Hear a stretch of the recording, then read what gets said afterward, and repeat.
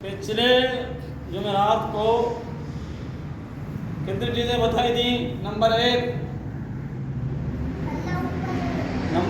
کیا تھا؟ توحید تھا نا، کہ اللہ کہاں ہے، صحیح ہے۔ اور نمبر 2 نماز کے لیے نیت،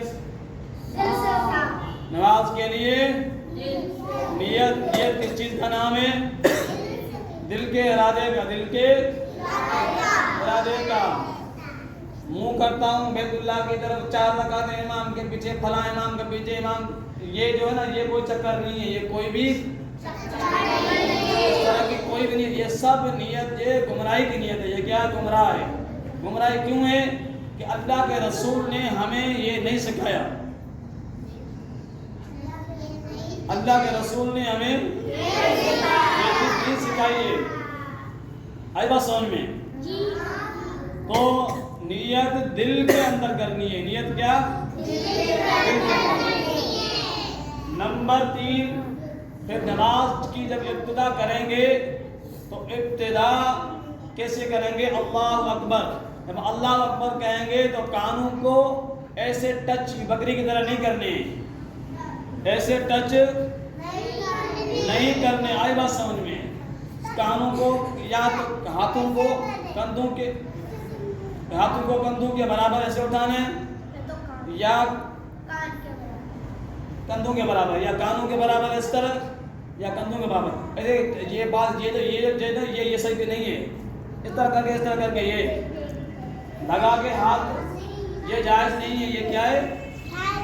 ہمارے نبی سے یہ چیز ثابت نہیں ہے، ہمارے نبی سے یہ چیز ثابت بالکل نہیں ہے۔ ہمارے نبی سے جو ثابت ہے وہ کانوں کے برابر یا کندھوں کے برابر۔ آئی بات سمجھ میں؟ اس طرح۔ اس کے بعد نمبر 4 جو ہاتھ باندھ رہے ہیں، بیٹا خاموش ہو جائے نا، آپ خاموش ہو جائیں، بات نہیں کریں۔ اس کے بعد ہاتھ باندھنے کی جو جگہ ہے نا، وہ ہاتھ باندھنے کی جگہ کیا ہے؟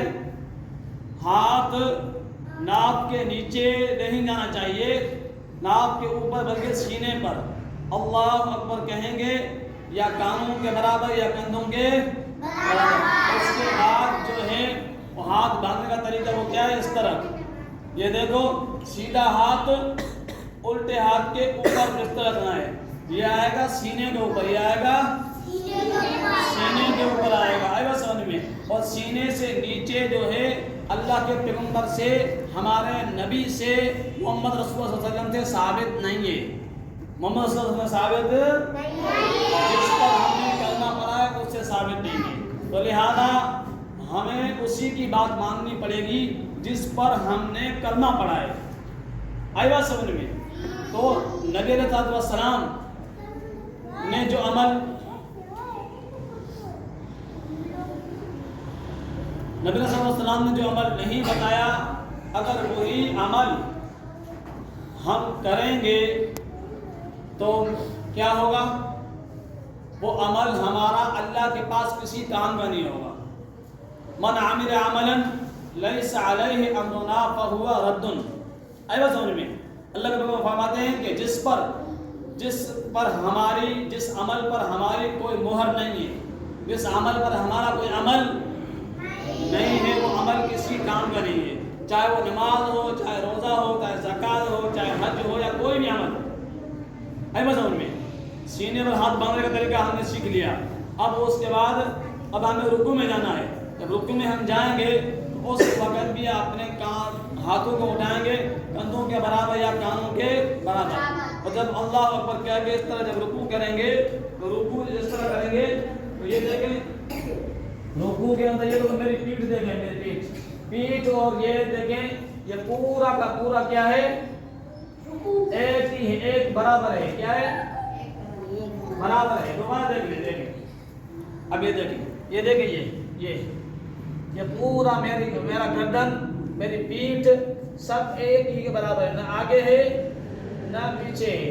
رکوع کے اندر پیٹھ اور گردن بالکل برابر ہونا چاہیے۔ جب رکوع سے ہم واپس اٹھیں گے تو تو سمی اللہ لمن حمدہ کہیں گے. سمی اللہ لمن حمدہ کہہ کر ہم اٹھیں گے تو اپنے ہاتھوں کو اس وقت بھی کانوں کے برابر یا کندھوں کے برابر اٹھائیں گے. آئی بات سمجھ میں؟ ہاں.